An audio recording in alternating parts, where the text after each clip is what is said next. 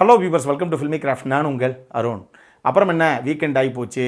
அப்புறம் என்ன, எபிசோடு போடுறதுக்கான டைமும் வந்துருச்சு. அதனாலேயே இந்த எபிசோடில் ஒரு சூப்பரான மேட்ரு இருக்குது. அதாவது நீங்கள் கிளைமேக்ஸை ப்ரிடிக்ட் பண்ண முடியாது அப்படிங்கிறதெல்லாம் சாதாரணமான சப்ப மேட்ரு. ஆனால் நீங்கள் அந்த கிளைமேக்ஸை ஏற்றுக்கவே முடியாது, கொஞ்சம் கூட ஜீரணிக்கவே முடியல. சார் என்ன சார் இப்படி கிளைமேக்ஸை கொடுத்துட்டாங்க அப்படிங்கிற மாதிரி உங்களை உலுக்கி எடுக்கக்கூடிய கிளைமேக்ஸோட இருக்கக்கூடிய 3 படங்களை தான் நான் உங்களுக்கு இந்த எபிசோடில் ரெக்கமெண்ட் பண்ண போகிறேன். ஸோ வழக்கம் போல் 2 விஷயங்களை தெளிவாக சொல்லிடுறேன். ஒன்று, இந்த 3 படங்களும் டெஃபினட்டாக நீங்கள் பார்க்கலாம். 3மே செமையான படங்கள் தான், ஒர்த்துவாட்சி படங்கள் தான். 2வது விஷயம், இதில் அடல்ட் கண்டென்ட் இருக்குதா இல்லையா ஒரு படத்துலையும் அப்படிங்கிறது அந்தந்த படத்துடைய முடிவில் நான் சொல்லிவிடுவேன். ஸோ மொத்த வீடியோவையும் கொஞ்சம் பொறுமையாக பார்த்தீங்க அப்படின்னா அதுவும் தெரியும். அப்புறம் ஃபேமிலியோட பார்க்கலாமா வேணாமா அப்படிங்கிற அந்த காலையும் நீங்களே எடுத்துக்கங்க. இப்போ இதில் முதலாவதாக நான் உங்களுக்கு ரெக்கமெண்ட் பண்ண போகிற படம் 2003 ஒரு சவுத் கொரியன் ஆக்ஷன் த்ரில்லர் படமாக வெளியான ஓல்ட் பாய். இப்போ இந்த படத்துடைய கதை என்ன அப்படின்னு பார்த்தீங்கன்னா, படத்தில் நம்ம கதாநாயகன் பேசிக்காக ஒரு பிஸ்னஸ் மேனு. அவருக்கு ஒரு அழகான குடும்பம் இருந்துச்சு. ஒரு காலத்தில் மனைவி, ஒரு சின்ன பொன் குழந்தை அப்படின்னு சந்தோஷமான ஒரு வாழ்க்கையை லீட் பண்ணிக்கிட்டு இருந்த ஒரு நபர் தான் இவர். ஆனால் இவரே எதிர்பார்க்காம எவனோ ஒரு பயமுள்ள நம்ம கதாநாயகனை கடத்தி கொண்டு போய் ஒரு இடத்துல அடைச்சி வைக்கிறான். அதுவும் 1 நாள் 2 நாள் கிடையாது, 15 வருஷம். ஏங்க 15 வருஷம் எவன் என்ன கடத்தினானே எனக்கு தெரியாது. ஹீரோ எவ்வளவோ ட்ரை பண்ணி யார் என்ன கடத்தினார்னு மட்டும் சொல்லுங்க அப்படின்னு கெஞ்சி கூத்தாடுறாப்புல அடைச்சி வச்ச நபர்கிட்ட அதை மட்டும் சொல்ல மாட்டோம் அப்படின்னு. ஆனால் கதாநாயகனை ராஜ வாழ்க்கையாக வச்சுருக்காங்க அப்படின்னு நீங்கள் சொல்லலாம். அதை ராஜ வாழ்க்கைன்னு சொல்ல முடியாது. பட் இருந்தாலும் இந்த 15 வருஷமாக ஒரே ரூமுக்குள்ளே அவர் அடைச்சி வச்சுருக்காங்க. அந்த ரூமுக்குள்ளேயே படுக்கிறதுக்கு பெட்டு, ஓரமாக கிச்சன், இந்த பக்கம் ரெஸ்ட் ரூம்னு எல்லாமே இருக்குது. இந்த 15 வருஷமாக வெளியே நாட்கள் உருண்டு ஓடிக்கிட்டே இருக்கு இல்லையா, உலக நடப்பு என்னதான் அப்படின்னு தெரியணும் இல்லையா கதாநாயகனுக்கு. இதுக்காக ஒரே ஒரு டிவி மட்டும் கொடுக்கப்பட்டிருக்கு. அந்த டிவியிலே எல்லா சேனலும் ஓடுது. அது ஒரு விஷயத்தை வச்சு தான் நம்ம எந்த வருஷத்தில் தான் வாழ்கிறோம், இப்போ எப்போ இருக்கோம், என்ன நாட்டில் நடந்துக்கிட்டு இருக்குது அப்படிங்கிறத கதாநாயகனால் தெரிஞ்சிக்கவே முடியும். 3 வேளையும் அந்த மெயின் டோருக்கு கீழே ஒரு சின்ன டோர் மாதிரி இருக்குது, ஓப்பனிங் மாதிரி. அது வழியாக 3 வேளையும் சாப்பாடை கொடுத்துட்றாங்க நம்ம கதாநாயகனுக்கு. அந்த சாப்பாடு கூட ஒரே சாப்பாடு தான் திருப்பி ரிப்பீட்டடாக அத்தனை வருஷம் கொடுக்குறாங்க நம்ம கதாநாயகனுக்கு. இப்போ 15 வருஷம் அடைச்சி வச்சுருந்தேன், எவன் அடைச்சி வச்சுருந்தானே எனக்கு தெரியாது. இப்போ 15 வருஷம் கழிச்சு இவரே எதிர்பார்க்காம ஒரு நாள் திடீர்னு நம்ம கதாநாயகனை ரிலீஸ் பண்ணுறாங்க. இப்போ கதாநாயகனுக்கு தான் குடும்பம் என்னாச்சு அப்படிங்கிறத விட எந்த பயவில் நம்மளை 15 வருஷம் இப்படி சித்திரவதை பண்ணி ஒரு ரூமில் அடைச்சி வச்சது, என்ன காரணத்துக்காக அவன் அடைச்சி வச்சான், எதுக்காக அடைச்சி வச்சான், நம்ம மேலே இவ்வளோ பெரிய வன்மம் அவனுக்கு எதுக்கு ரிலீஸ் பண்ணானே தெரியலையே இப்படிங்கிற எக்கச்சக்கமான கேள்விகளுக்கு ஒரே விடையாக அவர் உணர்கிற விஷயம் என்னென்னா, அடைச்சி வச்ச அந்த பயவழியை முதல்ல பிடிக்கிறோம், அவனை செதுக்குறோம் அப்படின்னு இவருக்கு தெரிஞ்ச விஷயங்கள் எல்லாத்தையும் வச்சு தன்னை அடைச்சி வச்சவன் யார் அப்படின்னு தேடி கண்டுபிடிக்கிறதுக்காக களத்தில் இறங்குறாப்புல நம்ம படத்துடைய கதாநாயகன். இதுக்கப்புறம் அவரே எதிர்பார்க்காம அடுத்தடுத்து அரங்கேறின சம்பவங்கள் தான் இந்த படத்துடைய மொத்த கதையே. தானே தலைவன் அப்படிங்கிற அந்த பொசிஷனை நம்ம சாய்மின்ஸுக்கு கொடுத்ததுக்கான காரணமே இந்த படத்துடைய கிளைமேக்ஸில் வில்லன் கிட்ட அவர் பண்ணுற ஒரு பர்ஃபார்மன்ஸ் இருக்குது பாருங்கள். அதுவும் நாய் மாதிரி நடந்துக்காம பாருங்கள். இது வரைக்கும் அந்த படம் எல்லாரும் பார்த்துருப்பாங்க.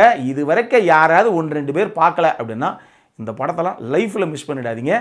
இந்த படத்தில் சாய்மின்ஸுக்கு கிளைமேக்ஸில் கொடுத்த அந்த பர்ஃபார்மன்ஸை கொடுக்கறதுக்கு உலகத்தில் இன்னொரு ஆக்டர் இருக்காரா அப்படின்னு ஒரு சந்தேகம் வந்துச்சு இந்த படம் பார்க்கும்போது எனக்கு.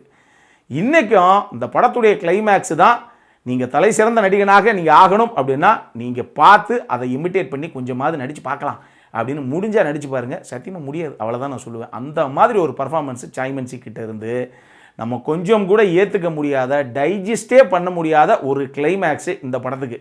பார்த்தவங்க எல்லாத்துக்கும் தெரியும் அது என்ன கிளைமேக்ஸ்னு. பார்க்காதவங்கெல்லாம் பாருங்கள், சும்மா உடஞ்சி போயிடுவீங்க. உங்களால் அதை கொஞ்சம் கூட எச்சிலே முழுங்க முடியாது. அந்த மாதிரி ஒரு ஃபீலை கொடுக்கக்கூடிய ஒரு கிளைமேக்ஸு இந்த படத்துக்கு.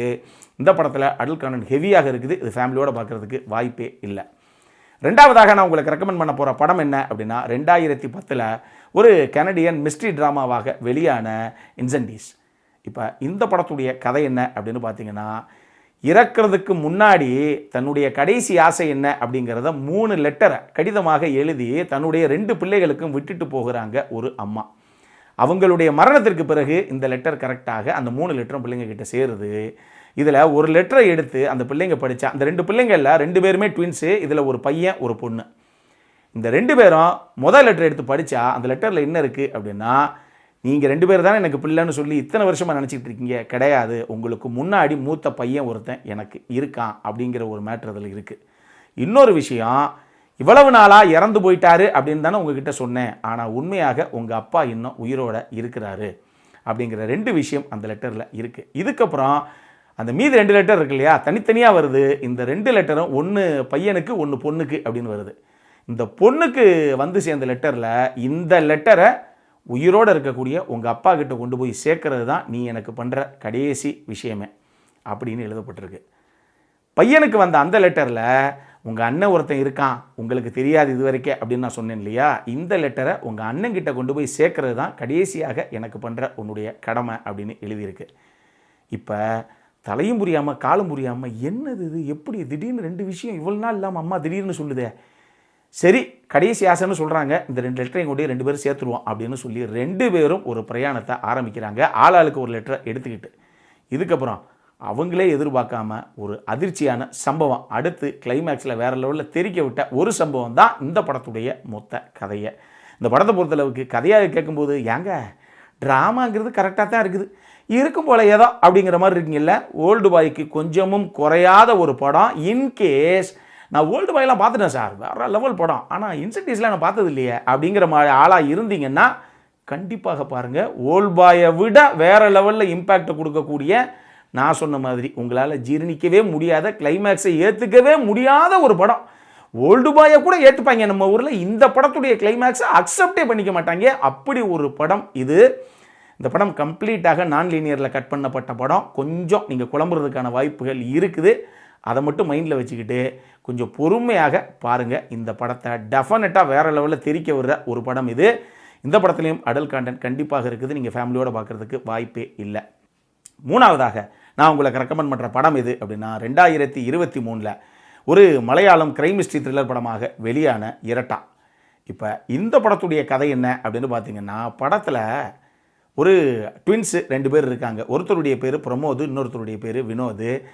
இதில் 2 பேருமே போலீஸ்காரங்களாகத்தான் இருக்கிறாங்க. இதில் பிரமோத் எப்படிப்பட்ட ஆள் அப்படின்னா, எல்லாத்தையும் எதையுமே ஹேண்டில் பண்ணுறதுக்கு ஒரு ப்ரொஃபஷனல் எத்திக்ஸ்னு ஒன்று இருக்குது. நம்ம ஒரு போலீஸ்காரன் சட்டத்திட்டங்களுக்கு உட்பட்டு அந்த மாதிரி தான் நம்ம கொஞ்சம் ஹேண்டில் பண்ணணும் எல்லாத்தையும் அப்படின்னு நினைக்கக்கூடிய ஒரு குணாதிசயம் இருக்கக்கூடிய ஆள் அந்த பிரமோத்.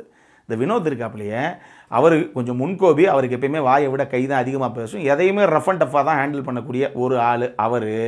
எதையும் துணிஞ்சு இறங்கி பண்ணக்கூடிய ஒரு ஆள் அவர். இந்த 2 கதாபாத்திரங்கள் சொல்லிட்டேன்னா, இப்போ படத்துடைய முதல் காட்சியிலேயே ஒரு போலீஸ் ஸ்டேஷனு, அங்கே ஏதோ ஒரு மினிஸ்டர் வர்றாரு, ஒரு பெரிய மீட்டிங் ஒன்று அங்கே நடக்க போது, ஏதோ ஒரு ஃபங்க்ஷன் ஒன்று ஆர்கனைஸ் பண்ணுறாங்க. இதனால் மினிஸ்டர் வர்றாருங்கிறனால ப்ரெஸ் அண்ட் மீடியா எல்லாரும் போலீஸ் ஸ்டேஷன் முன்னாடி நின்றுக்கிட்டு இருக்காங்க கூட்டமாக கூடி. இதில் இந்த வினோத் இருக்கார் இல்லையா, அதாவது எதையும் ரஃப் அண்ட் டஃப்பாக எதையும் பாகம் போட சட்டம் மாதிரி திட்டம் அது யாருன்னு பார்க்குறேன் அப்படிம்பார் இல்லையா, அவர் ஸ்டேஷனில் ஒரு ரூமில் தனியாக உட்காந்துருக்கார்.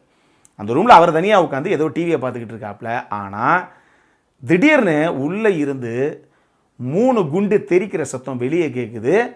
அங்கங்கே பக்கத்து ரூமில் உட்காந்துருப்பாங்கள்ல போலீஸ்காரங்க, போலீஸ் ஸ்டேஷன் தானே அது, எல்லா போலீஸ்காரங்களும் அறக்க பறக்க ஓடி போய் என்ன வினோத் ரூம்லேருந்து குண்டு சத்தம் கேட்குது அப்படின்னு, துப்பாக்கி வெடிக்கிற சத்தம் கேட்குதுன்னு ஓடி போய் பார்க்குறாங்க. பிரசன்ட் மீடியா மினிஸ்டருக்காக முன்னாடியே வெயிட் பண்ணிக்கிட்டு இருந்தனால மொத்த பிரசன்ட் மீடியாவுமே கேமராவோட உள்ள வந்துருச்சு. இப்போ போய் பார்த்தா வினோத் அங்கே பிணமாக சரிஞ்சு போய் கிடக்கிறாரு. அவரை யார் சுட்டது அப்படின்னு யாருக்கும் தெரியலை. வினோத் சுடப்பட்ட அந்த டைமில் உண்மையை சொல்லணும்னா ஆக்சுவலி அங்கே யாரும் கிடையாது அந்த டைமில். ஆனால் அதுக்கு முன்னாடி ஒரு 3 பேர் தான் அந்த ரூமுக்கு உள்ளே போயிட்டு வந்தது.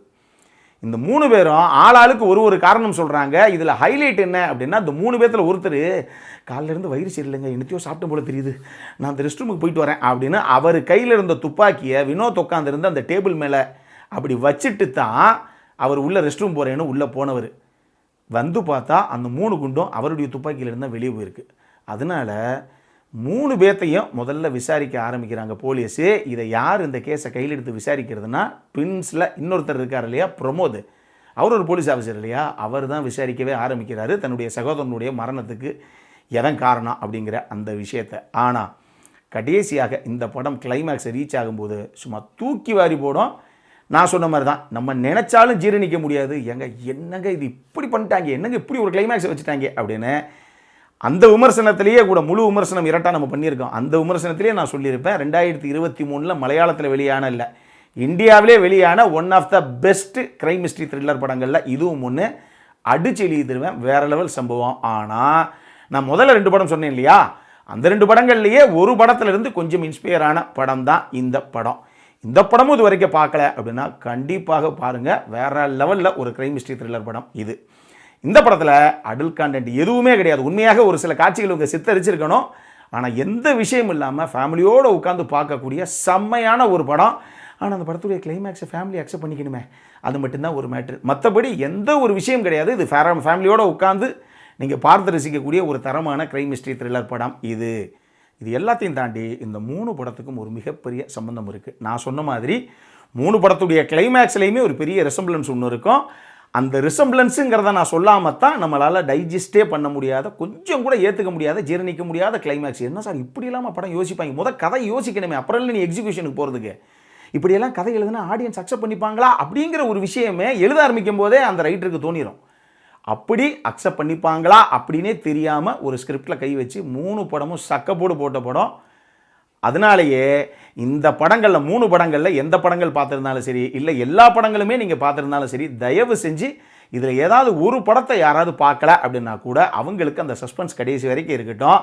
ஒரு சின்ன ரிக்வெஸ்ட்டு, தயவு செஞ்சு இந்த 3 படத்துடைய எந்த கிளைமேக்ஸையும் நீங்கள் நம்ம கமெண்ட் செக்ஷனில் வந்து டிஸ்கஸ் பண்ணிடாதீங்க, எதையும் ரிவீல் பண்ணிடாதீங்க. இது நம்ம சைட்லேருந்து நம்ம வைக்கிற ரிக்வெஸ்ட்டு. ஆடியன்ஸுக்கு அந்த க்யூரியாசிட்டி அப்படியே இருக்கட்டும்.